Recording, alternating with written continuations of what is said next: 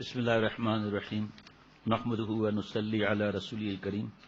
میرے سامنے فتویٰ ہے جو مجھے بنوری ٹاؤن سے میرے دوست مفتی صاحب ہیں، انہوں نے بھیجا ہے۔ فتوے کا نمبر ہے 1441700753۔ فتوے کا نمبر ہے 144107200753۔ سوال یہ ہے کہ آج کل جو کورونا وائرس کے نام سے ایک وبا عام ہے، اس حوالے سے ہم مسلمانوں کے لیے شریعت میں کیا رہنمائی ہے، اور کورونا وائرس اور دیگر متعدی اور مہلک امراض سے بچنے کی مسنون دعا یا وظیفہ کیا ہے؟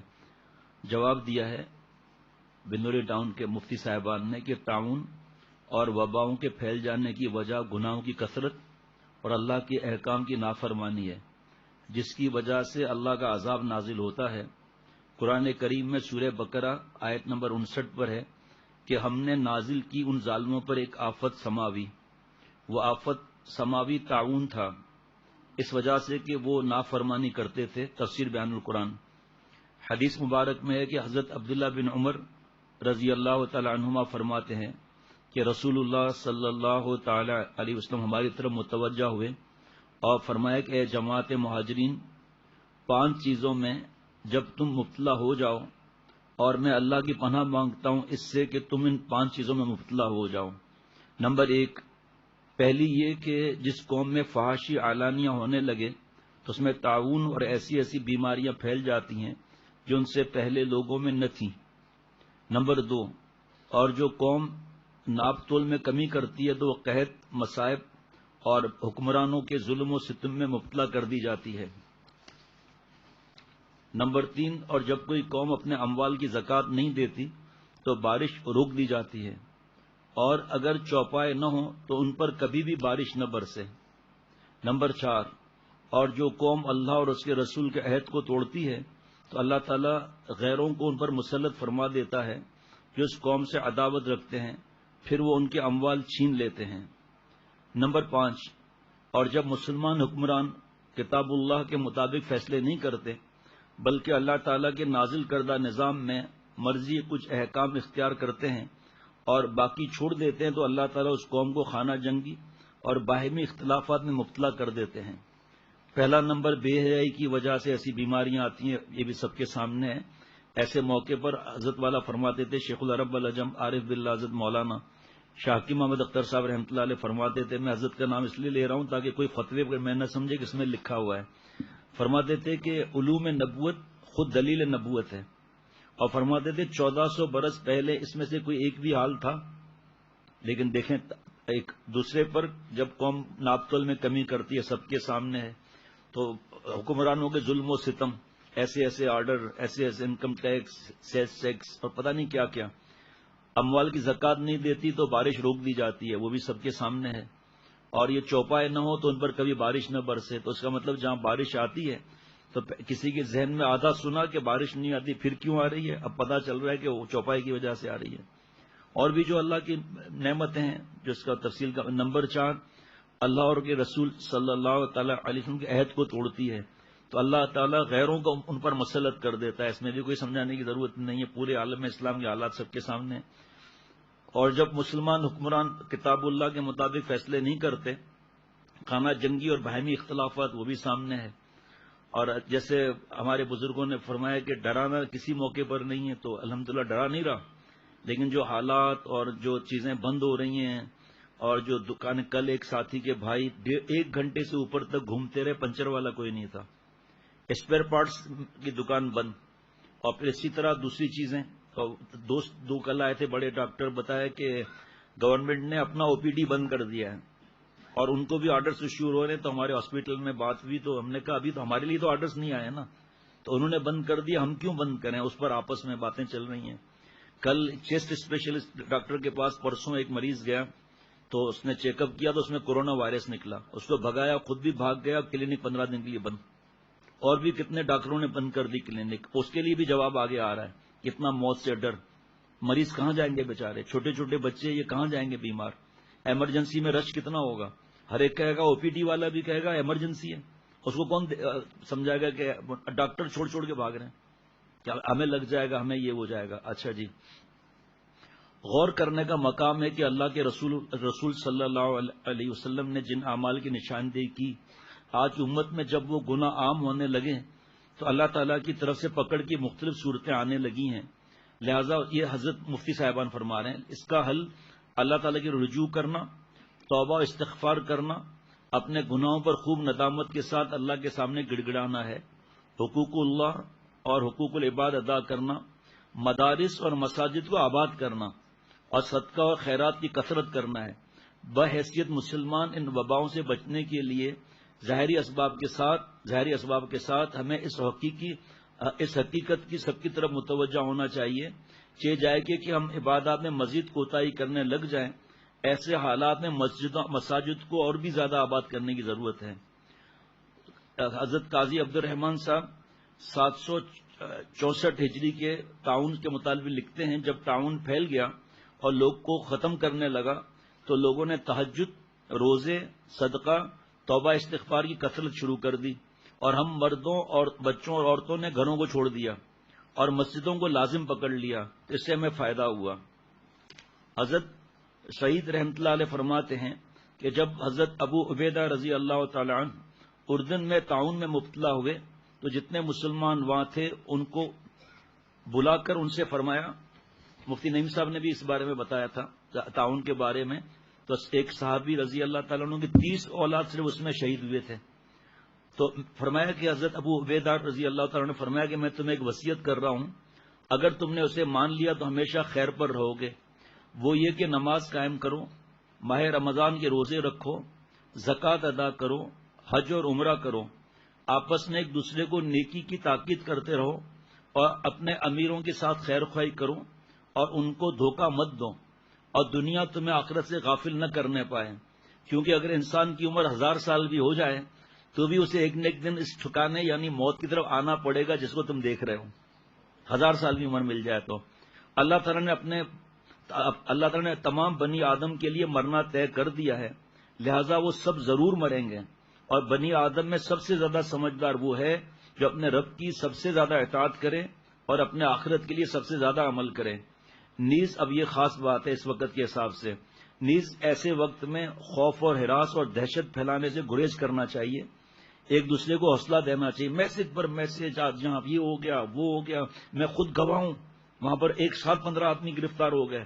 وہ آغا خان کے بڑے ڈاکٹر یہاں پر آ کے بتا رہے ہیں کہ اب تک 48 پیشنٹ آئے ہیں، جس میں سے 12 صرف ہمارے پاس ہیں، باقی سب کو شفا ہو گئی اور ایک کا بھی انتقال نہیں ہوا. ایسے وقت میں خوف اور ہراس اور دہشت پھیلانے سے گریز کرنا چاہیے، ایک دوسرے کو حوصلہ دینا چاہیے، بیجا توہم پرستی کا شکار نہیں ہونا چاہیے. ایک دوسرے کو حوصلہ دینا چاہیے، بیجا توہم پرستی کا شکار نہیں ہونا چاہیے، بیجا توہم پرستی کا شکار نہیں ہونا چاہیے. محض مرض کے خوف سے عبادات ترک نہیں کرنی چاہیے، ظاہری جائز اسباب اختیار کر کے اللہ پر توکل کرنا چاہیے. مفتی نعیم صاحب کو جب میں بتا رہا تھا کہ یہاں جو سینیٹائزر یا پتہ نہیں ٹیٹیزائزر کیا ہے یہ، تو یہ میں نے دوستوں سے کہا کہ بھئی یہ میں نے استعمال کیا ایک بار استعمال کیا میں نے، مجھے آنکھوں میں مٹی لگ رہی تھی، میں نے کوئی چیز دیکھا مٹی والی چیز ہاتھ لگائی تو میں نے ہاتھ دھوئے اور آنکھوں میں آنکھ دھو کے صاف کر کے دوائی لگائی. پھر میں کسی واک کر رہا تھا تو میں نے سینیٹائزر سے ہاتھ دھو لیا، صاف کر لیا. اس کے بعد میرے پاس 5-6 لوگوں نے ہاتھ ملایا تو میں نے قاسم صاحب دامت برکاتہم تشریف فرمائے، میں نے ان سے پوچھا کیا پھر وہ ہر بار ایک بار کافی ہے یا ہر ایک بار مجھے اس سے صاف کرنا پڑے گا؟ ہنسنے لگے کہ ہر بار صاف کرنا پڑے گا. میں نے کہا اچھا پھر رات تک میں 100 آدمیوں سے ہاتھ ملاؤں. مفتی نعیم صاحب کو بتایا، ہنسنے لگے. مفتی صاحب نے کہا کہ مفتی نعیم صاحب نے ہنسنے لگے. پھر میں پہلی بات یہ شیخ اتنا ڈر کر اگر ہر وقت اس طرح کرے گا تو دوسرے تو ڈبل پریشان ہو جائیں گے بیچارے. اتنا زیادہ اسباب اختیار کرنا کہ اللہ پر ہی نظر نہ ہو. پھر ہنسنے لگے کہ سینیٹائزر یا اسٹینڈرزر جو بھی ہے اس کو جب بٹن دبائیں گے تب نکلے گا نا کچھ، تو ہم تو ہاتھ صاف کر کے چلے گئے نا. تو یہ کہہ رہے ہیں کہ اس سے دوسرے کو لگے گا تو دوسرا جو دبائے گا تو اسے لگ جائے گا نا. مجھے نہیں جس کو بتایا اتنا ہنسنے لگے. اور پھر ہینڈل کو ہاتھ مت لگاؤ، موٹر سائیکل کے ہینڈل کو ہاتھ مت لگاؤ، اس کو ہاتھ مت لگاؤ، اس کو ہاتھ مت لگاؤ. تو بھائی پھر کیا؟ اسی رات کو جب مفتی نعیم صاحب کی میں بات بتا رہا تھا تو عدنان میاں کو طبیعت بگڑ گئی، مولوی حافظ عدنان بھتیجے کی.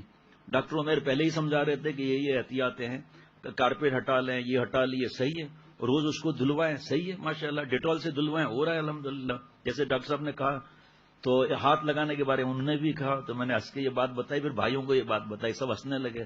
بہرحال وہ عدنان کو میں نے کہا بھائی کھانسی اور زکام سے پہلے ٹیشو رکھو، وہ منہ پر رکھ لو، آپ اس کے لیے زیادہ احتیاط کرنی ہے.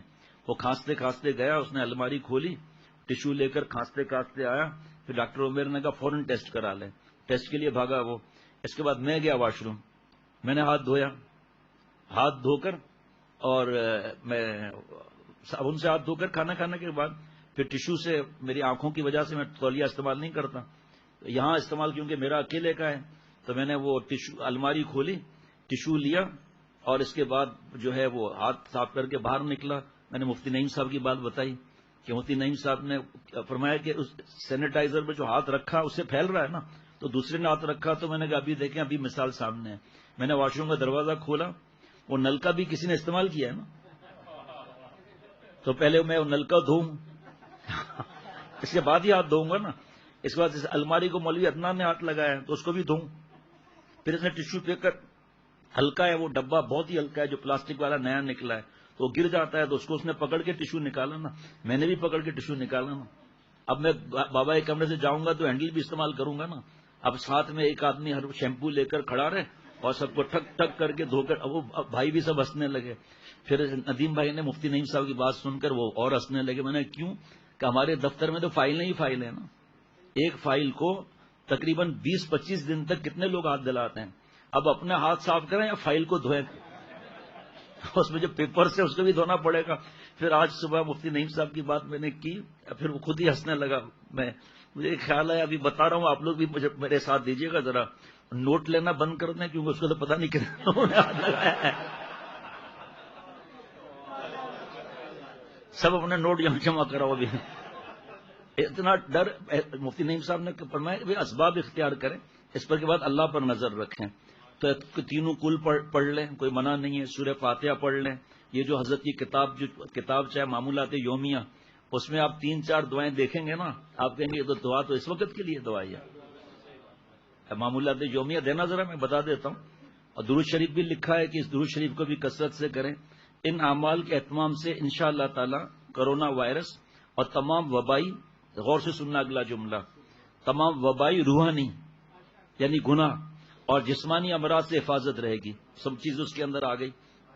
اب یہ معمولات یومیہ میں صرف میں 2-3 دعاؤں کا بتا رہا ہوں، بس زیادہ نہیں. اور بھی ہے اس میں، یہ جو دعا ہے نا، وہ تو میں تو کئی دن سے الحمدللہ پڑھ رہا ہوں. جب وہ بھائی جان کے وقت میں گیا تھا نا تو پریشان تھا. اس میں جو ہے 2-3 دعائیں ایسی تھی جو اس دن سے پھر معمول ہو گیا. اے اللہ، میں آپ سے پناہ چاہتا ہوں نعمت کے زوال سے اور عافیت کے چھن جانے سے. اور عافیت کا مطلب کہ جسم سلامت رہے بڑی خطرناک بیماریوں سے، اور دین سلامت رہے. اور عافیت کے چھن اور اچانک مصیبت کے آ جانے سے، اور آپ کی ہر ناراضگی سے. اچھا جی، پھر صلاۃ الحاجات کی جو حدیث پاک میں دعا ہے. اس کے بعد جو ہے ایک دعا جو ہے وہ بہت ہی، یہ آج کل کے جبکہ ہر روز نئے نئے خطرناک امراض پیدا ہو رہے ہیں، اس دعا کا اہتمام کرنا چاہیے. اور اس کے ساتھ ساتھ تمام گناہوں سے بچنا چاہیے، کیونکہ نئی نئی بیماریاں گناہوں کی کثرت کی وجہ سے پیدا ہوتی ہیں. تب یہ ڈینگی وغیرہ تھا جب حضرت نے یہ رسالہ لکھا ہے. اور گناہوں کی چھوڑنے کی تدبیریں کسی اللہ والے سے پوچھنا چاہیے. اللہ والوں کی صحبت کی برکت سے گناہ بچنے سے چھوڑنے کی ہمت بڑھ جاتی ہے. وہ دعا کیا ہے؟ برس، جنون، کوڑ اور تمام برے امراض سے حفاظت ہوگی. حضرت انس رضی اللہ عنہ سے روایت ہے، اللہم انی اعوذ بک من البرس والجنون والجذام وسیء الاسقام. اچھا جی، ایک دعا اور ہے اسی طرح، کوڑ، جنون، برس اور فالج سے حفاظت کی دعا، یہ جو بتا دیا ابھی. یہ دعا دوسری، سبحان اللہ العظیم وبحمدہ ولا حول ولا قوت الا باللہ. یہ جو ہے حضرت عبداللہ ابن عباس رضی اللہ تعالیٰ عنہما سے روایت ہے کہ فجر کے بعد پڑھ لے اور ظہر کے بعد پڑھ لے، 4 دفعہ یہ پڑھنی ہے. جنون، کوڑ، برس اور فالج سے حفاظت کی دعا. اب یہ 2-3 دعائیں آپ کے سامنے ہی میں نے بتا دی، کتاب مفت میں ملتی ہے. اور یہ دعا جو لکھی ہوئی ہے اس میں فتوے میں بنوری ٹاؤن کے بسم اللہ الذی، اب یہ کب سے پڑھ رہے ہیں آپ نے؟ بسم اللہ الذی لا یضر مع اسمہ شیء فی الارض ولا فی السماء وهو السمیع العلیم. اب یہ حضرت عبان بن عثمان رضی اللہ تعالیٰ سے روایت ہے کہ صبح و شام 3 بار پڑھ لے. اب یہ کتاب جس کو چاہیے الحمدللہ ہر وقت چھپتی رہتی ہے کتاب، اور جو لکھا ہے فتوے کے اندر توبہ، استغفار، گناہوں سے بچنا، نمازوں کی پابندی، اللہ روزے رکھنے کی توفیق عطا فرمائے، تہجد کی توفیق عطا فرمائے. اور یہ بھی دعا لکھی ہے اس میں. اب پوچھ کے اپنے شیخ سے اعوذ بکلمات اللہ التامات من شر ما خلق. یہ بھی دعا کتنے عرصے سے حضرت والا اس کو بیان کرتے تھے. اللہ تعالیٰ اپنی رحمت سے مجھے اور ہم سب کو اللہ والا بنائے. دوست خود اپنے آپ کو خوف میں نہ ڈالیں. ایک صاحب بیٹھے ہیں وہاں پر، ان کو بڑی پنچایت ہوتی ہے پورے دنیا کی، ہر وقت کسی نہ کسی ریسرچ میں گھسے رہتے ہیں اور پھر خود پریشان رہتے ہیں. کیا ہوگا پھر، کیا ہوگا بھائی، یا بیٹا ہوگا یا بیٹی ہوگی اور کیا ہوگا. بس ہنسی مزاح منع نہیں، لیکن اس مرض کے اوپر مذاق اڑا کر اور گندے لطیفے اور طنز اور یہ سب منع ہے. یہ ایک اور فتویٰ بھیجا انہوں نے، وہ بہت کئی صفحات کا ہے، تو میں نے کہا کہ مجھے دے دیں، پہلے میں پڑھ لوں. اب یہ پورا بندوری ٹاؤن کے اتنے بڑے اساتذہ اور مفتی صاحبان نے قرآن پاک سے، احادیث مبارکہ سے، اور وہ گناہ، فحاشی، ناپ تول میں کمی، اور اموال کی زکوٰۃ نہیں دینا، عہد کو توڑنا، اللہ اور اس کے رسول صلی اللہ علیہ وسلم کے عہد کو توڑنا، اور حکمران کتاب اللہ سے فیصلے نہیں کرتے تو پھر یہ خانہ جنگی. اب اس پر بھی بہت افواہیں اڑ رہی ہیں. کینیڈا میں $0.09 کی ڈبل روٹی $11 میں چند دن پہلے بکی ہے. اس شہر کے آدمی نے بتایا $11 میں، اور مل بھی نہیں رہا ڈبل روٹی. اب یہ ایسے حالات کس لیے ہو رہے ہیں، اتنا خوف کس لیے، جبکہ بتا بھی رہا ہوں کہ کرن ہاسپٹل کتنا مشہور ہے، اس کے PhD ڈاکٹر وہ آئے تھے کل یا پرسوں، پٹیل کے بڑے ڈاکٹر آئے تھے. انہوں نے بتایا کہ بھئی ایک بھی موت نہیں آئی ہے. دوسرے ملکوں میں اٹلی وغیرہ میں لائن لگی ہوئی ہے، ٹھیک ہے وہ وہاں کی بات ہے، ہمارا اس سے واسطہ نہیں، لیکن یہاں پھر دہشت اتنی پھیلائی جا رہی ہے. ایسا خوب دعائیں کرنے کا وقت ہے بھائی.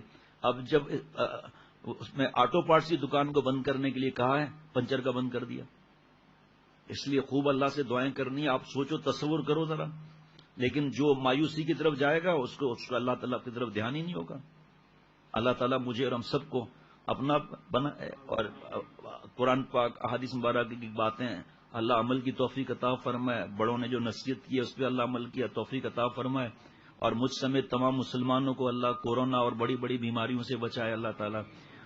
یہ سب گواہ بیٹھے ہیں یہاں کے رات دن والے. جب ڈینگی تھا تو روزانہ 8، 10، 12 میسج تو کہیں نہیں گئے، اور ہر دوسرے تیسرے دن انتقال کی خبر کہیں نہیں گئی. اب تک یقین کرنا، یہ گواہ بیٹھے ہیں سب یہاں جو بیٹھے ہوئے، وہ سب نیٹ کیا کہتے ہیں، ای میل وغیرہ، ایک بھی ای میل نہیں، ایک بھی خط نہیں، ایک بھی فون نہیں، ایک بھی میسج نہیں کہ میں کورونا میں مبتلا ہوں، یا میرے چچا یا میرا پڑوسی، یا ایک بھی نہیں ہے. ہم تو پھر بھی اللہ سے روئیں گے نا، بہادری تو نہیں دکھا رہے ہیں، لیکن اتنا زیادہ ڈرانا کرنا، پھر ہم خود ڈرا رہے ہیں اور لوگوں کو، اور خود ڈرا رہے ہیں ہم لوگ. اللہ معاف فرمائے.